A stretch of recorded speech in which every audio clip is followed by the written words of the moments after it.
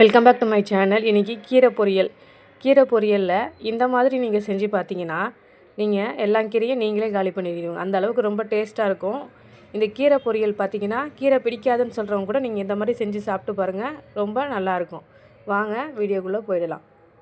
நான் பார்த்தீங்கன்னா அரைக்கீரை ஒரு கட்டு எடுத்திருக்கேன். இந்த அரைக்கீரை பார்த்தீங்கன்னா ஒரு கட்டு எடுத்திருக்கேன். நீங்கள் உங்களுக்கு முளைக்கீரை கிடச்சாலும் ஓகே, இல்லை சிறுகீரை கிடச்சாலும் ஓகே, டேஸ்ட் எல்லாம் நல்லா தாங்க இருக்கும். எந்த கீரையாக இருந்தாலும் இதே மாதிரி செஞ்சுருக்கோங்க. நீங்கள் அலசிட்டதுக்கப்புறமா நல்லா கட் பண்ணி வச்சுக்கோங்க கீரையை. வீடியோவில் காட்ட முடியல. ஒரு எண்ணெய் சட்டியில் குழிக்கரண்டி அளவு எண்ணெய் ஊற்றிட்டு கடுகு உளுத்தம்பருப்பு காஞ்சி மிளகாய் போட்டுட்டு எண்ணெய் பார்த்திங்கன்னா கொஞ்சமாக ஊற்றிக்கோங்க, ரொம்ப அதிகமாக வேணாம் பொரியலுக்கு. நான் வெங்காயம் பெரிய சைஸில் நறுக்கியிருக்கேன். கண்ணாடி பதத்துக்கு வதக்கினதுக்கப்புறமா நான் கட் பண்ணி வச்சுருக்க கீரையை நல்லா அலசியிருக்கேன். அலசினதுக்கப்புறம் தண்ணி இல்லாமல் எடுத்து வச்சுக்கோங்க. நீங்கள் அதிகப்படியாக இதில் தண்ணி ஊற்றும் போது கீரை குக் பண்ணுறதுக்கு நேரம் அதிகமாக எடுத்துக்கும். ப்ளஸ் கீரை அதிகமாக குக் பண்ணக்கூடாது, அதோட தன்மை மாறிடும். எப்போவுமே கீரை, கேரட்டு, பீன்ஸ், இந்த முட்டைகோஸ் இந்த மாதிரி ஐட்டங்கள் எல்லாமே ஆஃப் குக்கில் தாங்க இருக்கணும். அப்போ தாங்க டேஸ்ட்டாக இருக்கும். இல்லைனா அதோட தன்மை மாறி கசப்பு தன்மை எடுத்துரும். பார்த்திங்கன்னா நான் சிம்மிலே வச்சு இடையில கிண்டி விட்டுருக்கேன். அதிலே தண்ணி விட்டுருக்கு.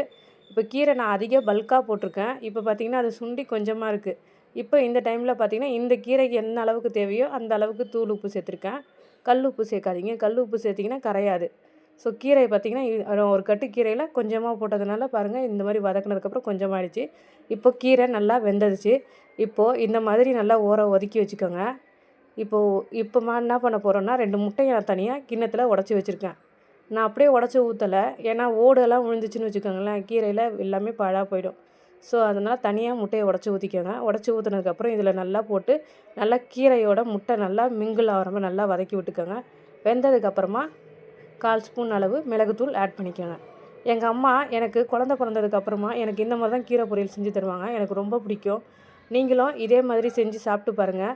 மழை காலத்தில் கண்டிப்பாக கீரை சாப்பிட்ணும் அப்படின்னு தோணுச்சுன்னா நீங்கள் மிளகுத்தூள் ஆட் பண்ணிங்கன்னா சளியும் பிடிக்காது, நல்லாவும் இருக்கும். வீடியோவுக்கு சப்போர்ட் பண்ணுங்கள்.